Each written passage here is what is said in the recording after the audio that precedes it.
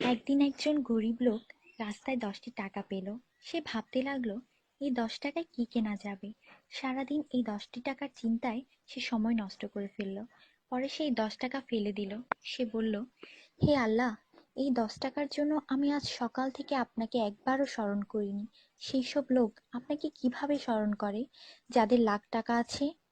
আল্লাহ সুদ হারাম করে দিয়েছেন, আমরা ব্যাংক বানিয়েছি। আল্লাহ জীবনকে সীমিত করেছেন, আমরা ঘড়ি বানিয়েছি। আল্লাহ পর্দার হুকুম দিয়েছেন, আমরা টিভি, ডিভিডি, ডিশ দিয়ে বেহায়ামি সর্বসাধারণের জন্য করে দিয়েছি। আল্লাহ বলেন, কোরআনে তোমাদের সফলতা, আমরা অক্সফোর্ডের বইকে সফলতা বানিয়ে নিয়েছি। আল্লাহ মিথ্যা বলা নিষেধ করেছেন, আর আমরা এপ্রিল ফুল পালন করা শুরু করে দিয়েছি। আল্লাহ বৃদ্ধ বয়সে মা বাবার সেবা করতে বলেছেন, আমরা বৃদ্ধাশ্রম বানিয়ে ফেলেছি। আজ মুসলমান এই জন্য দুশ্চিন্তায় যে যাকে খুশি করার তাকেই তো রাগিয়ে ফেলেছি। দয়া করে সবাইকে ফরওয়ার্ড করুন, কারণ নেকির দাওয়াত দেওয়ায় নেকিকারীর সমান সওয়াব পাওয়া যায়। একটু ভাবুন, আজান যখন হয় তখন টিভির ভলিউম কমানো হয়, কিন্তু নজর টিভিতেই থাকে। আর মনে মনে বলি, আজান যাতে তাড়াতাড়ি শেষ হয়। এতেই কি আজানের মর্ম? আপনি নিজে আপনার মনকে প্রশ্ন করুন।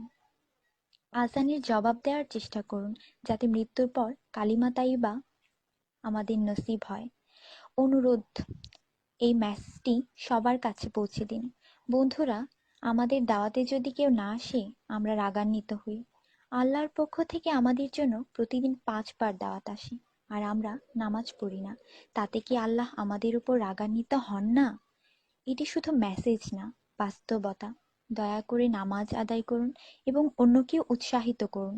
যিনি এই মেসেজ পড়েন তাদের উপর আল্লাহ আরও রহমত দিন, এবং যিনি এই মেসেজ ফরওয়ার্ড করেন তার ভালো ইচ্ছা আল্লাহ পূরণ করুন এবং হিদায়াত করুন। নামাজের চিন্তা করুন, ব্যালেন্সের না।